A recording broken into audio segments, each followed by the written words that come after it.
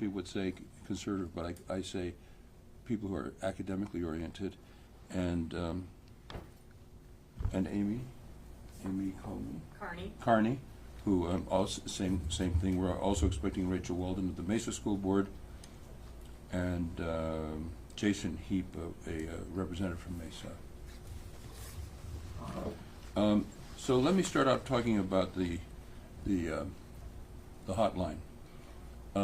This all started during COVID, when parents could see what the students were being taught because it was online. And many parents were shocked at what they saw, especially critical race theory type of things that they saw were being taught to the students. And so they went to school board meetings to protest, and they weren't always treated with dignity or civilly. Some of you remember the notorious president of the Scottsdale School Board who treated them very rudely. So we established the hotline. We call it the Empower Hotline, so parents would have a way of communicating with us. Now, as it turns out, we also got some communication from teachers who observed things that they thought we should know about. But this gives the parents a way to communicate if they're upset about something. We agree that they should first talk to the teacher and the principal and the district, but if they're not dealt with properly, they have a way to communicate with us. Now, my opponents who don't want them communicating with the Department of Education for some weird reason adopted what I regard as a really stupid tactic, and that is to flood us with crank calls. And so we've gotten 30,000 crank calls and crank emails. But this does not deter us. They were apparently copying. Come on in. You can come stand with us. Yeah. This is, let me look at my notes here. Representative Heap? Right, from Mesa. So, apparently Virginia stopped their hotline because they got so many crank calls, and but I have more tenacity than they have in Virginia, and I won't be intimidated and I won't be deterred. We just ignore the crank calls and look at the legitimate things. One of the things we get complaints about is critical race theories. I'm going to talk about that for a minute. My opponent's view of critical race theory is that it doesn't exist and that it's awesome. I'm sorry. My definition of critical race theory is that it's the opposite of what I believe. In 1963, when I just graduated from high school, I was on the March on Washington, in which Martin Luther King gave his famous speech that he wanted his children to be judged by the content of their character and not by the color of their skin. And it's always been my belief my entire life that we're all individuals, we're brothers and sisters under the skin, we're entitled to be dealt with as individuals, judged by what we know, what we can do, what is our character, what is our ability to appreciate beauty, and not by things that we were born with that we can't help, like race or sexual orientation or anything like that. Now, critical race theory teaches the opposite, that race is primary, and it's a very divisive approach that divides people by race. And I thought I would give you the definition of critical race theory that I found in the ethnic studies program at Tucson Unified School District, which had a specific curriculum on critical race theory. And this was their decision. Unlike traditional civil rights, which embraces incrementalism and step-by-step progress, critical race theory teaches the very questions, the very foundation of the liberal order, including, get this, equality theory, legal reasoning, Enlightenment rationalism, and neutral principles of constitutional law. Now you might ask, why would they be against equality theory? Why would they be against legal reasoning? Why would they be against neutral principles of constitutional law? And especially, why in the world would they be against Enlightenment rationalism? The Enlightenment is defined in the dictionary as a philosophical movement of the 18th century characterized by belief in the power of human reason, as opposed to earlier centuries when everything was dictated to you by the church all of a sudden people started thinking for themselves, doing scientific experiments and so on. So Enlightenment rationalism is the belief in the power of human reason, and the rationalism refers to the reason. I have asked all of my liberal friends if they know why in the world these people would be against Enlightenment rationalism, and nobody has come up with an answer. So if any of you come up with an answer, or if anybody watching us in the medium comes with an answer as to why they're against Enlightenment rationalism, I will give them a gold star from the Department of Education.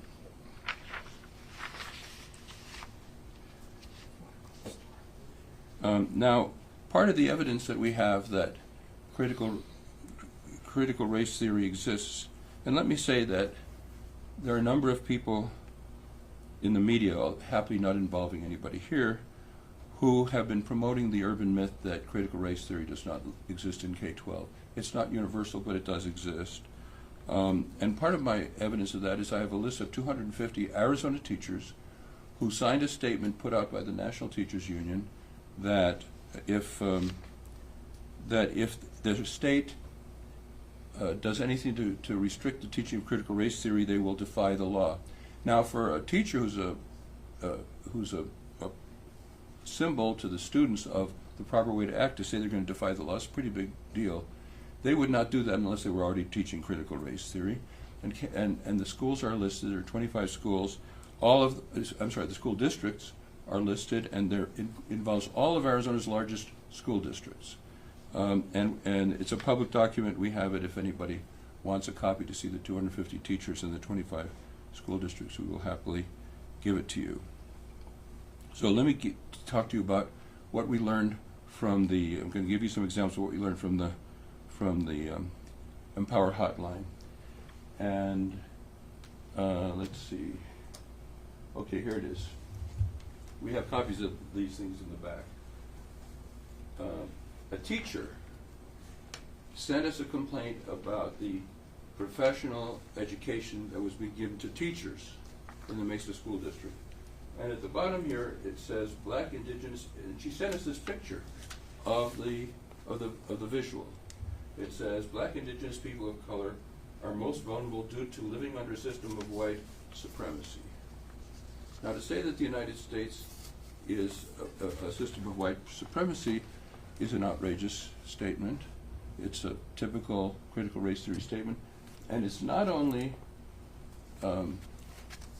promulgated in the Mesa School District, but it's in the professional development of the teachers as to what they should teach the students. And there's the picture. Excuse me. There's the picture. Sorry, I got too many mics up here.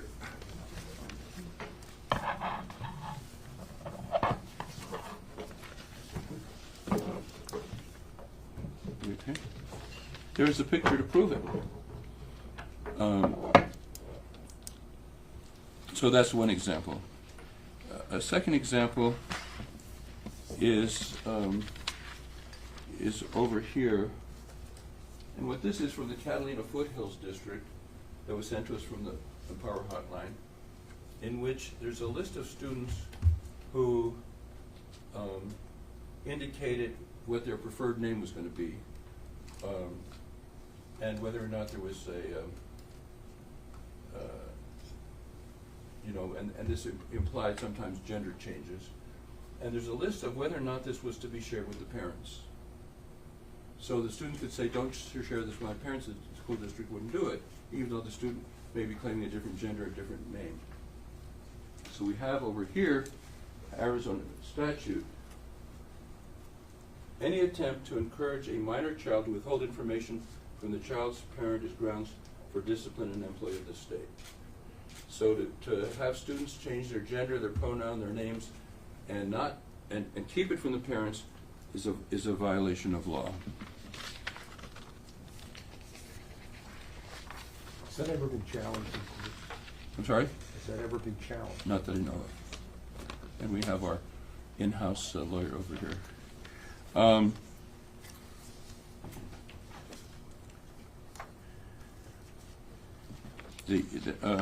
We have the same thing in terms of, we have a case where a teacher had let me refer to my notes so I get this exactly right.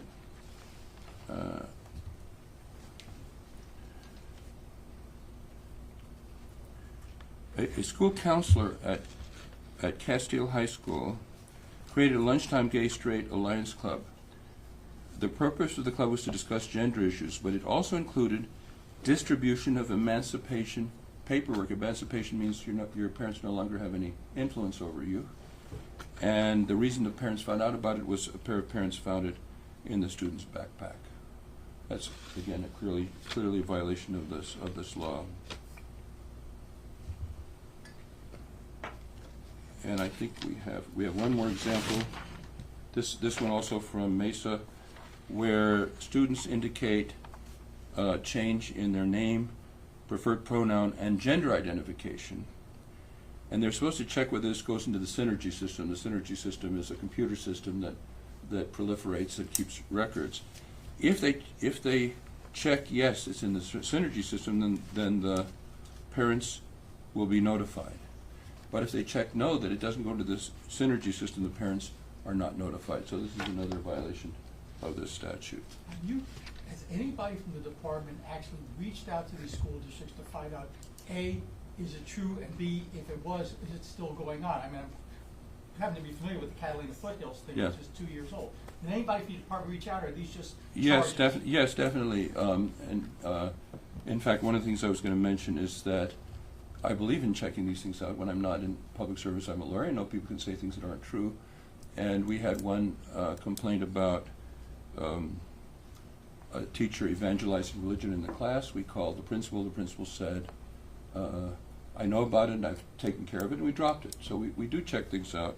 So these have all been checked- these have all Just a been second, checked out. Howard, you got to let me finish my sentences. And in my notes was to say that, to the credit of Mesa, they're in discussions with us about modifications or what might be what they might be doing now. So I want to introduce to you Karen. You want to say a few words? Yeah, absolutely. Thank you. My name is Karen Warner, and I was elected to the Scottsdale School Board last November. And, you know, America, as Arizona, is made up of so many different backgrounds, types of peoples, different looking families. And I would say that those are the things that make us great. And sadly, in our curriculum, it comes in through our publishers and our vendors. And that's where things sneak in, and it's very subtle, and our kids get desensitized to some of the things early on. So in our last school board meeting on Tuesday, we voted in a 3-2 to approve PebbleGo. PebbleGo is a supplemental material, and it's something that the kids can have online from kindergarten through 3rd grade. So these are 5 to 8-year-olds. And in one of the modules in the curriculum, it's how to be a good citizen. So how to be a good citizen is protest, activism, and how to do a petition. And it's a learning supplement, so the kids are reading it and they are listening to the audio at the same time. And it's showing pictures of children protesting with politically charged posters as well as racially charged posters. Our kids deserve better than this. And it builds on itself. So now you have 3rd to 5th grade, they're exposed to it, seeds are planted. Then you get to 6th, 7th, 8th grade, there are additional curriculum that comes in and through the vendors and the publishers that farther build on this. And then you end up in high school and you're just gonna take a quiz to see how racist you are. And this is just wrong. Our kids absolutely deserve better.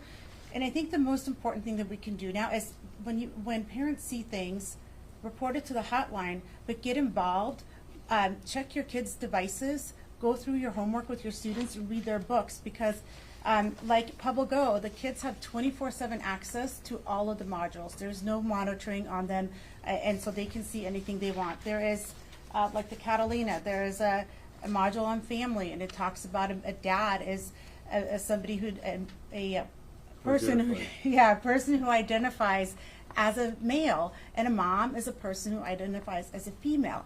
This is wholly not age appropriate. These are 5 to 8-year-olds. Identifies as opposed to being a male. as opposed to being a male or being a female. And so it's no wonder that our kids are struggling in school when this is the kind of content that is being delivered to them. And I will say, in our schools, we have great teachers. And it's unfortunate that our publishers and vendors are putting forth this type of garbage instead of giving our kids really great, high-quality curriculum so that they can learn about it. Yeah.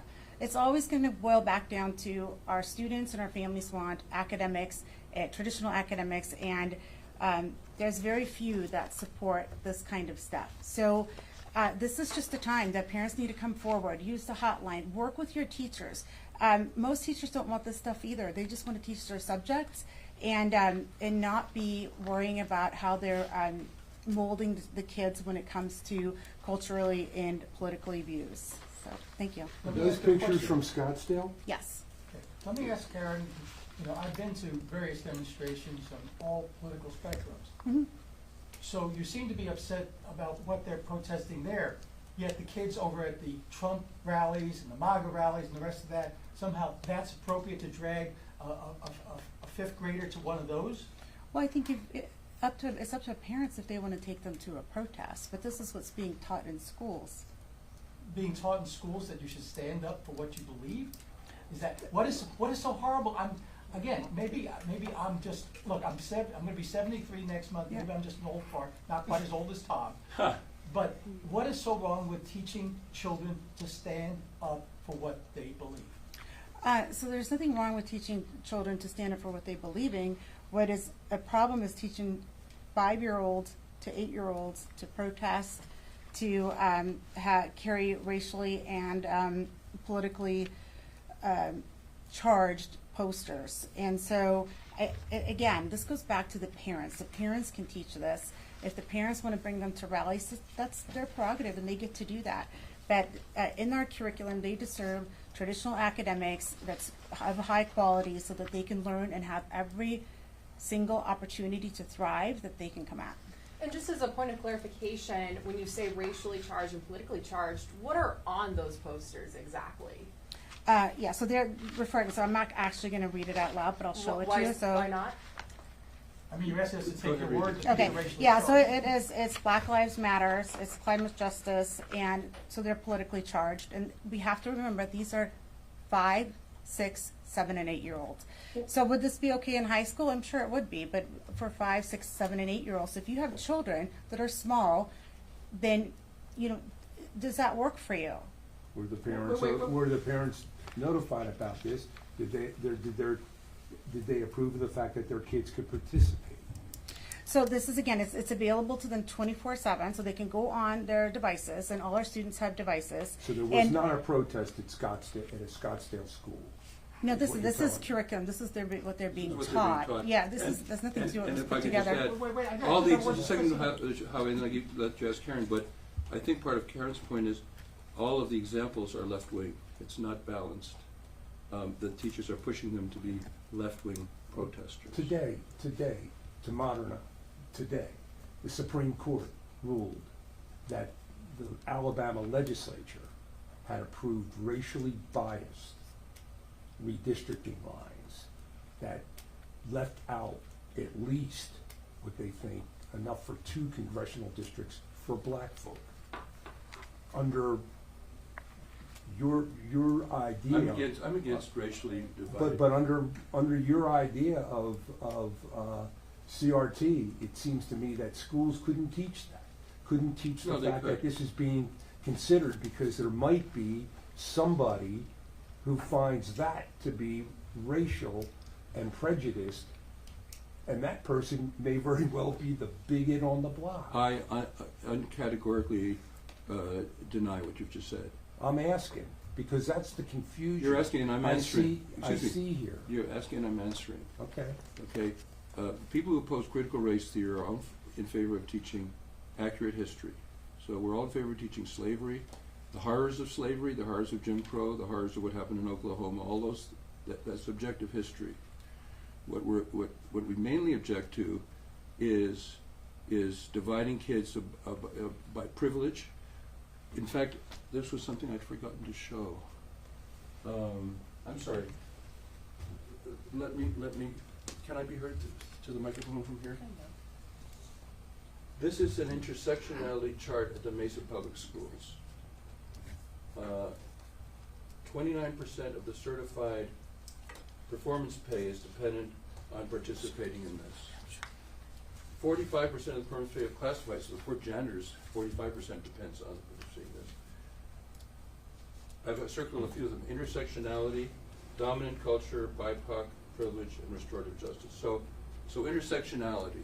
What's intersectionality? They stack which favorite groups you belong to. So, and you have teachers, there's record of teachers having students identify themselves on this, what they call the spectrum of privilege. So if you're a black male but you're heterosexual, you only get 1 point. That's not very much. But if you're gay, you get 2 points. If you're you get more points for being female. You get more points for being transsexual.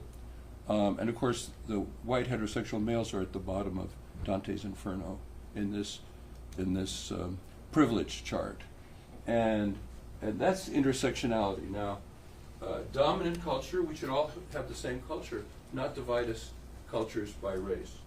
BIPOC, black, indigenous, people of color, what are they doing dividing us up? We're all individuals, we're all Americans, we should be judged as individuals and not be divided up this way. Privilege, some kids are identified as privileges and they come home and they feel guilty. They're supposed to feel guilty 24 hours a day because of what race they were born in, because they should feel privileged. And then those who are not privileged think, why should I try? The system is against me. Is that happening? Excuse me. Let me finish the sentence and then I'll let you ask another question.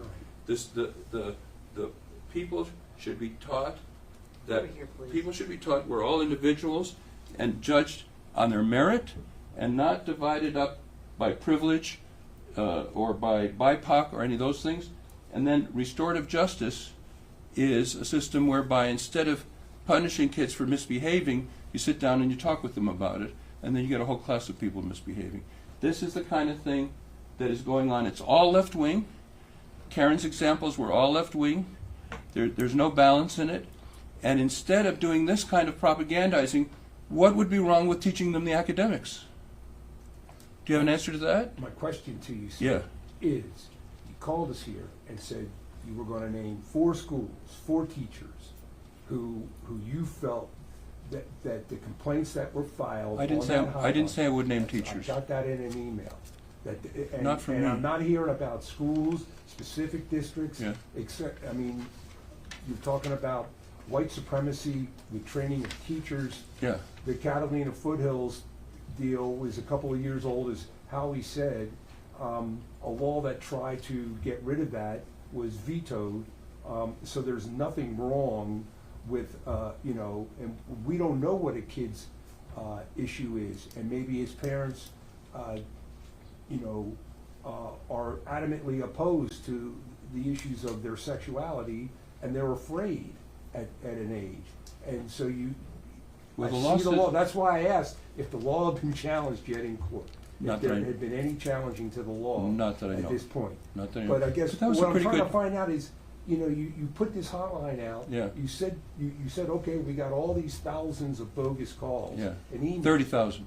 How many are legit, and what has your department done in terms of addressing it with the teachers and the school districts? Yeah, Can you tell me that? Yes, yeah. I've given you some examples. We're investigating others. We've contacted the school districts. We're talking to them. And as I mentioned in my notes, was to the credit of Mesa, they're talking with us about those things. So that's where we start. It could get. How many? Yes, Jana. Can you say how many investigations the department has initiated based on reports to the Empower Hotline, and how much that is district versus individual teachers? Yes, so far we've been discussing it with the schools. We haven't started formal investigations. But do you have a direct Is number, there any- an exact number? I don't have a number, I'm sorry. Why not? So how many of Is it those have accurate? to do with specifically like what we're talking about here with what's on this chart, what's on those boards over there? Yeah. How many of those like investigations that have been initiated are specifically about those versus the teacher evangelizing religion in the classroom, for example? Well, the teacher evangelizing literature, the students, we called them. It turns out they were solving the problem, and we dropped it. This one is we're in discussions with So, Mesa. just to clarify that it sounds like there's no active investigations then, but you have reached out and are. It depends how you define investigation. Where we're discussing it with the school districts. Have any teachers Okay. lost their jobs from any of these None. issues? None that I know of. Karen, let me ask you a question. We're not looking for people to lose their jobs. We're looking for people to teach academics. Karen, you made the comment about racially charged. Come on up to the mic. Oh, before we... Wait, just a second, because you made the comment about racially charged comments.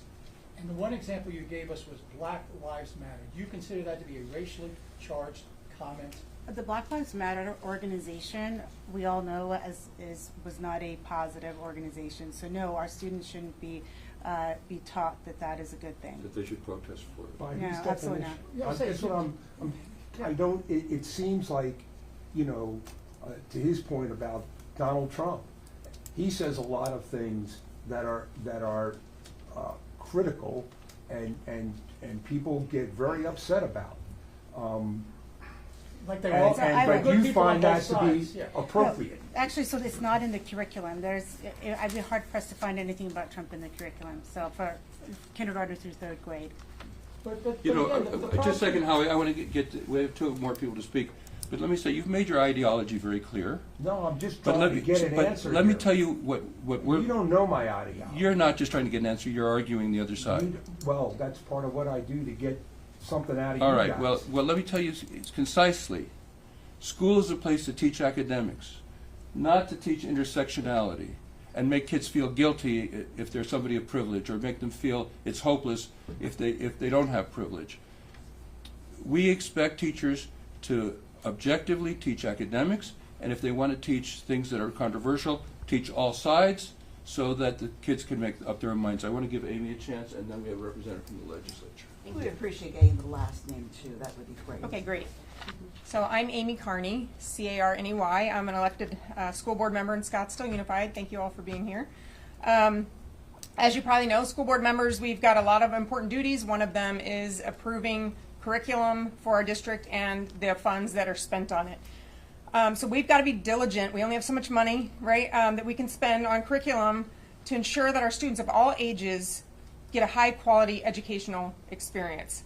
And I'm disappointed that in our district, Scottsdale Unified, this week, 3 of our board members voted to use this Capstone Pebble Go online supplemental curriculum that teaches things like Karen said. So the problem being that when the district shows the modules, they say, oh, look at the animals and the biographies, and that's what the parents believe the curriculum is. And I do believe that most of the teachers are using those modules, but we have to be honest about what else the curriculum entails. And that does entail a lot of controversial cultural issues that not everyone agrees on. So we should not be bringing these to kindergarten through third grade students in any school. Our administration has stated that parents of kindergartners through third grade may always opt their child out of lessons, right? Including these ones that were adopted on Tuesday. And that an alternative assignment or resource is always an option. But I'm sorry, we should not be buying any curriculum or assigning things to our elementary school students that parents have to worry about opting out of. If we're serious, you guys, about attracting and retaining students in our public schools, I'm a public school mom of 6. If we're serious about retaining students and drawing more people back to our schools, then this is not the kind of curriculum we should be purchasing for our youngest students. That is not what people are looking for. If we continue doing this, we will continue losing people out of our public schools, and they will go find other options. That is a fact. And as school board members, we become now kind of an Empower Hotline ourselves. Parents are always reaching out, teachers as well. Like I said, this implicit racism test, just a teacher reached out, or not a teacher, I'm sorry, a parent reached out and gave us this from one of our high schools. And they're beside themselves because it's divisive. It's focusing on race, and we want our schools, our classrooms to be focused on academics, things that are unifying, not dividing our children. And so we are diving into where this is coming from, why it's approved in our district, because this is not what people are looking for in academics and will not bring people to our public schools. What Do school? do you believe that racism doesn't exist, and that somehow students, if they're kept in a nice sealed, hermetically sealed classroom, will not know about racism, will not understand racism? That's not at all what I said. Absolutely, racism exists. We all know that. But that is not anything that I just talked about in racially divisive curriculum coming into our schools, and especially that's being hidden from parents. You know, if we're proud of what we're teaching, put it out there. That's what I say. Put it all out there, and people can look at it and decide, is this how I want my child educated or not? But it's the hiding, and I think, you know, pretending that this curriculum is just about animals and biographies creates this distrust we have in our schools with our administrators and our teachers. And why do we want this? We need to get away from all this cultural controversy, get back to academics, which everyone can agree is why we send our children to But school. parents have an opportunity under state law, under Title 15, to review everything, every piece of curriculum, every book, every movie, everything else. So I don't understand what is being hidden here in the fact a democratically elected school board, I realize you and your colleague are in the minority, after parents had this opportunity, chose this. What is wrong with that? You seem to say, we didn't get our way, therefore it must be a bad No, that's not true at all. Actually, parents had brought this has been in use in our district this past year. Parents had brought this to us, showing us why they weren't in agreement, showing us what they didn't like. And I went and reviewed it all myself. My 5th grader in his school did not use this, so I didn't know about it. I went and reviewed it personally myself, saw why people were bothered by it, saw why people were pulling their kids out of our schools. And therefore, I must stand up for those families who are pulling their kids out of schools that don't want cultural, controversial topics taught in their And the schools. other 3 school board members, are they just wrong? And You can ask them. But what I'm saying is, you see, democracy, look, Tom understands this, Representative Heap understands this, the nature of majority is majority rules. The majority of folks at the school board, after having access to materials, after being able to hear from the same parents you heard from, decided this is appropriate curriculum. You seem to be trying to undercut that with Mr. Horne. Absolutely not. But who are you? I'm Howard Fisher, I'm reporter with Capital Media Service. Oh, wonderful. Okay. So the topic, the module being a good citizen, like I said, sends kindergarten through 3rd grade to activism, to protests, which in turn keeps going and going. Social action. There's one about all different types of families. It teaches like the gender identity. It goes on and on and on. And all I'm saying is that we need to be honest with what we are teaching our children. That's it. Put it out there, and then parents get to decide if this is how they want their children educated or not. Thank you. Just like we take a lot of questions, and then we have a legislator who wants to speak. I just want to clarify one thing, because somebody asked, do you believe, was that you, Howie, whether racism exists? Yes. Yes, racism does exist, and I thought I made it clear. We need to teach our kids to treat each other as individuals, regardless of race, sexual orientation, or anything else that people are born with. We're all individuals. What matters is what do we know, what can we do, what is our character, what is our ability to appreciate beauty, and not race. And this kind of focus on race produces more racism. And the message needs to be clear. Teach the kids to treat each other as individuals. I want to give our legislator a chance. Thank you. Thank you. Sorry, I didn't know I would be speaking today, but I'm happy to take up the topic. So, Mesa Public Schools is my school district. I have 3 children in the Mesa Public School System, 1 on the way in a few years. And so this affects me personally. And so I'm 43 years old, shaving some time off, 43 years old. Over the course of my lifetime, I felt like I've seen dramatic changes in people's views on race, sexuality, all sorts of things. But it seemed that despite all of our debate and infighting, that we had all in America finally coalesced around one position that we could all agree on. And that is that judging someone by the color of their skin is evil. And that making assumptions about people just because of the color of their skin, or holding them responsible for things that they had no part in, because of the color of their skin is equally evil. So imagine my surprise now as an adult with my own children in our public school system when we've seen a new ideology creeping out of our universities and into our schools' classrooms or our children that is the exact negation of that agreement. That tells kids and tells the teachers who educate the kids that the most important thing about a child is the color of their skin. And it decides to, what this does, now we can say, one of the common disputes that what the school districts often say is, well, we're not teaching critical race theory. And yet, this is my school district. These are training courses that are required for their teachers to take in order to receive their teacher's salary.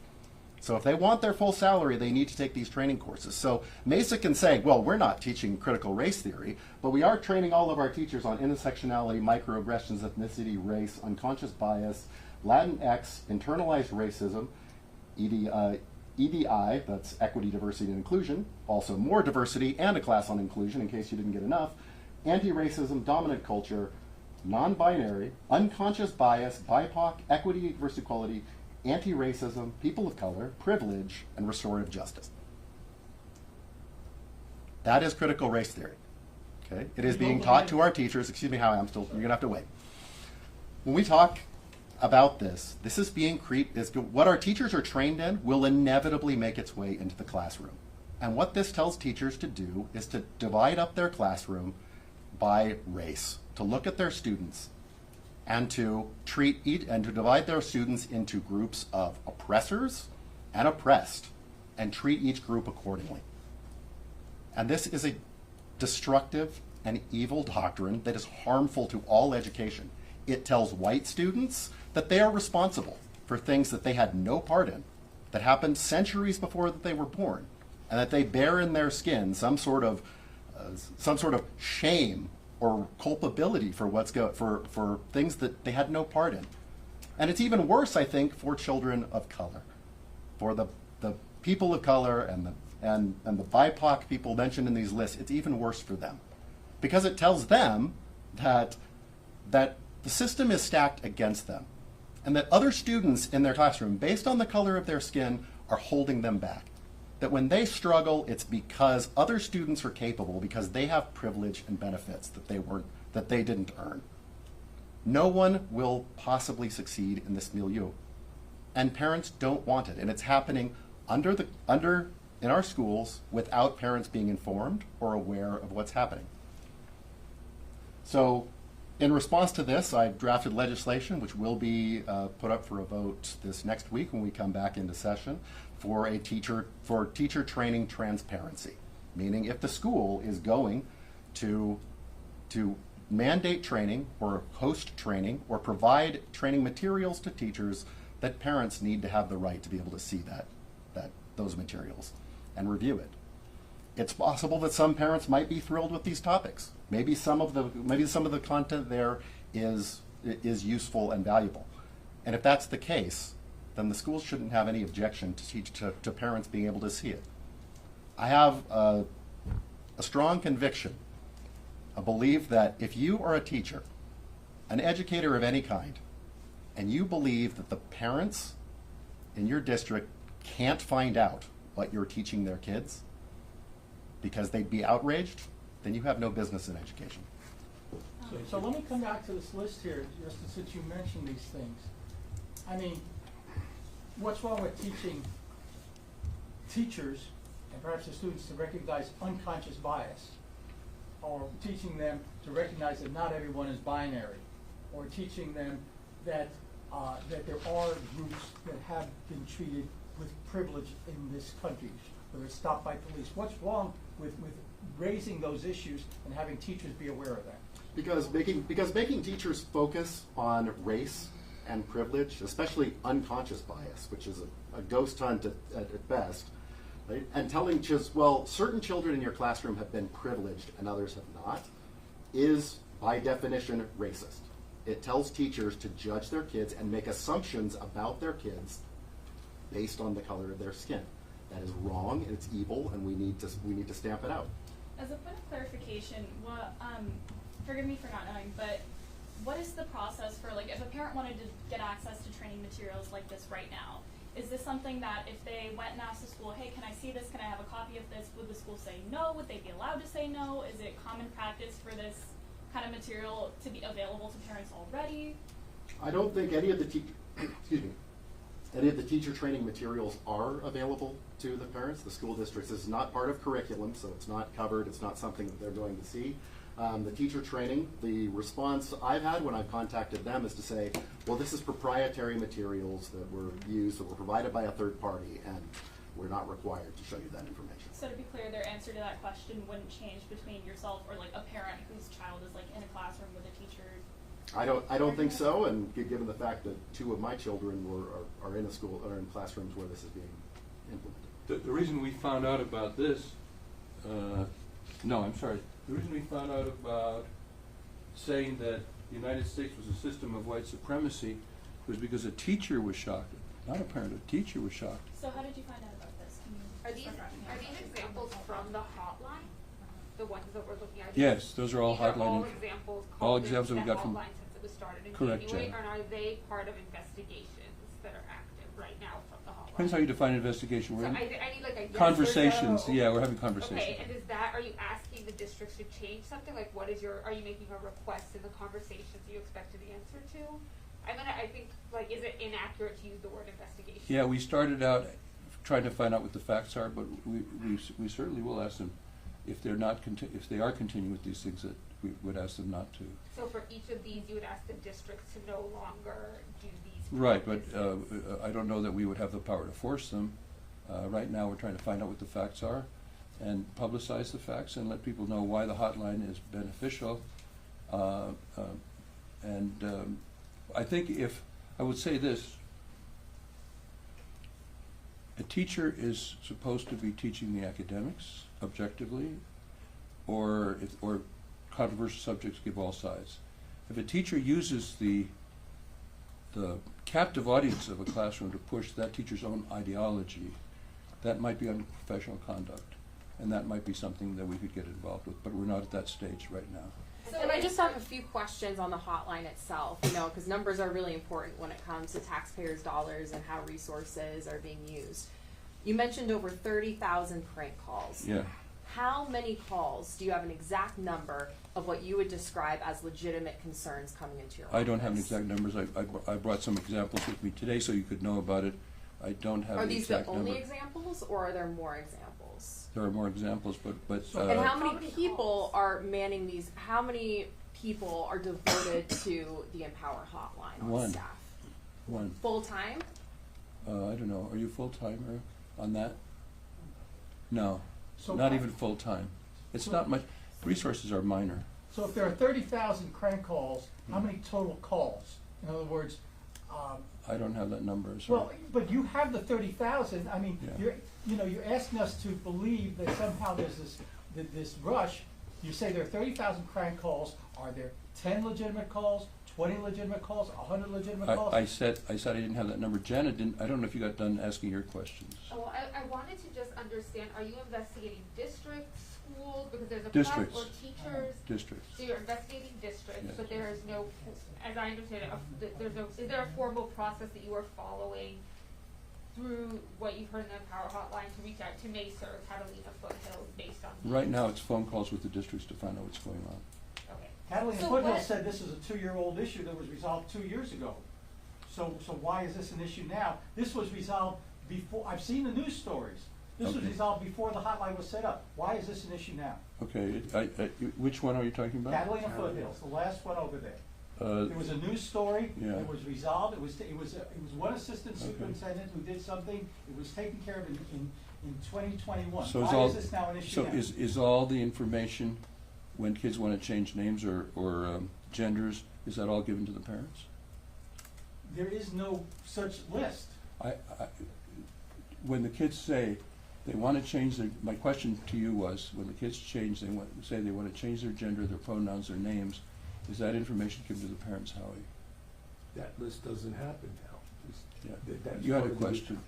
You had a question. Yeah, so you mentioned how, like, you're in talks with the districts to address these issues, but you said that you don't have power to necessarily force them to not do it, so why should parents call the hotline? What would be the point of calling if you can't change it? Well, there are some things, first of all, we could try to use our influence. Secondly, I mentioned that if a teacher is abusing the position of using a captive audience to promote an ideology, that might be unprofessional conduct, or a principal or superintendent. So there are things we can do. I said I wasn't sure the extent of what we could do to force it, but there definitely are things we can do. And is each investigation a separate district? I'm sorry? Is each investigation into an incident at a separate district? It's phone calls with the people of the districts. And how many districts are you in conversation? Well, I've given you 4 examples. I don't have the other numbers. So You your had a power question, over I think. unprofessional Yeah. conduct. I'm is sorry, pretty- just a second. Yeah, well, thank you. And this has to do, I find this is really intriguing about the situation over at the Mesa School District here. And it talks about racial trauma. Any individual that has experienced an emotionally painful, sudden, and uncontrollable racist encounter is at risk of suffering from a race-based traumatic stress injury. So how do you address that situation without saying, what, you know, I'm just denying, child, that you've experienced this sort of thing. It's all in your mind. I mean, how do you deal with that situation? Well, the way I deal with it is, do you deny the what I deal with is that the schools have no business telling kids that the United States is a system of white supremacy. Okay. I think that's But outrageous. I've heard of instances. Aren't you outraged by that? I've heard of instances where children, very young children, Yeah.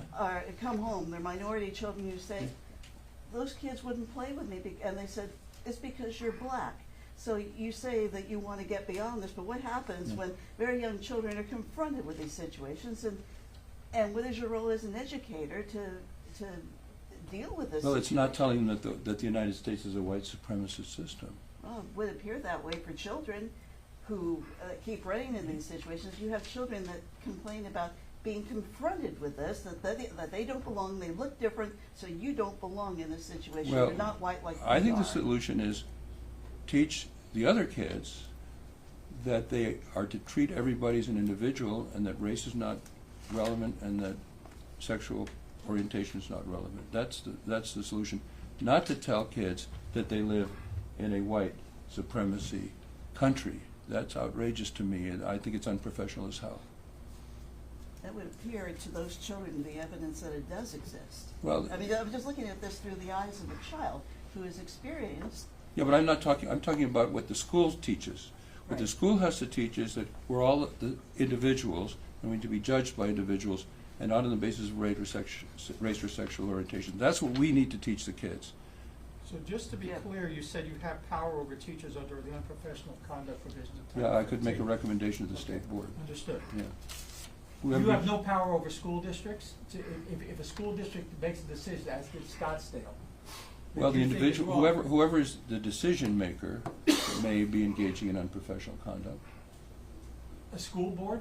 Not Are you a saying school your board, power- not a that's what I'm school saying. board. If a school board makes a decision, Yeah. Scottsdale School Board voted 3-2 against the wishes of Yeah. these two members to Right. do something.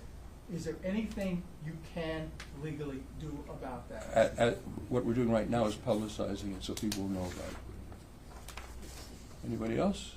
If not, thank you all very, oh, you'd have yeah, a word. just real quick. Okay. So you have one person manning the hotline. Are there any like internal policies of the department and how these are handled? Is it a case-by-case basis? I just am curious, like, you know, a complaint comes in, it's determined not to be like a crank call or something like that. Yes. Is there like steps you take? Like, Our I guess policy, I just want a little our bit. policy is that somebody calls and starts talking to them. That's our policy. For right now. Okay. Maybe different things down the line. We wanted to get you a kind of a timely statement as to where we are right now. And right now we're involved in discussions with them. Did you purposely hold this thing at 2 o'clock in the summer afternoon so there's no opportunity to contact the school districts? No, You couldn't have done this at 10 in the morning when we actually could have called the school district?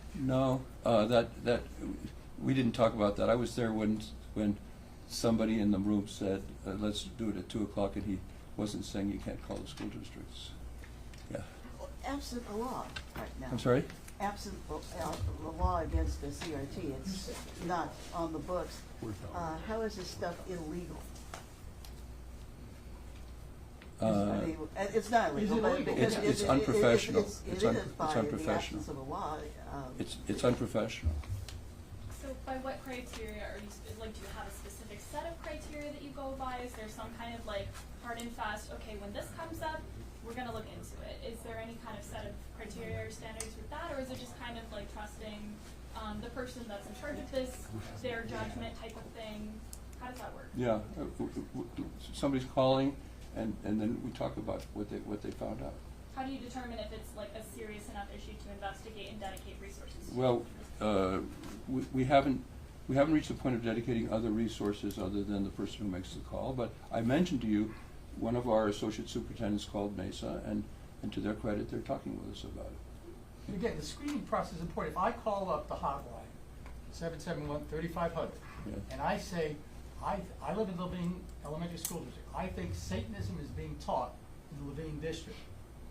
What do you do from there? Explain how this works. Explain how you do your triage.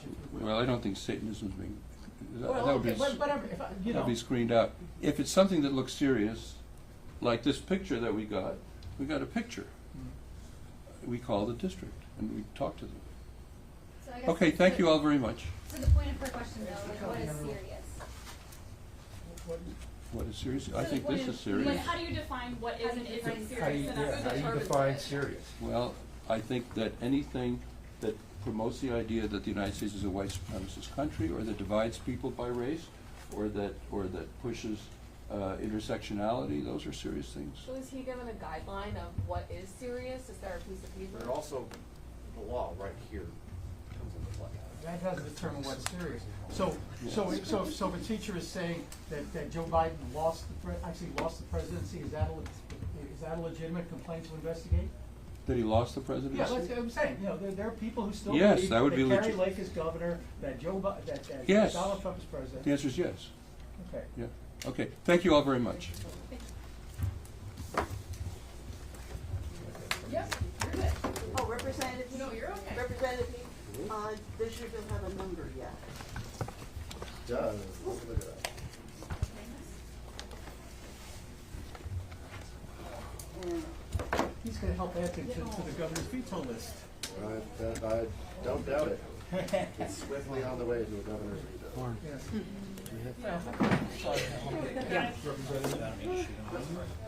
Oh, here, I'm gonna, I don't want to touch your rubber band. Oh my gosh, I was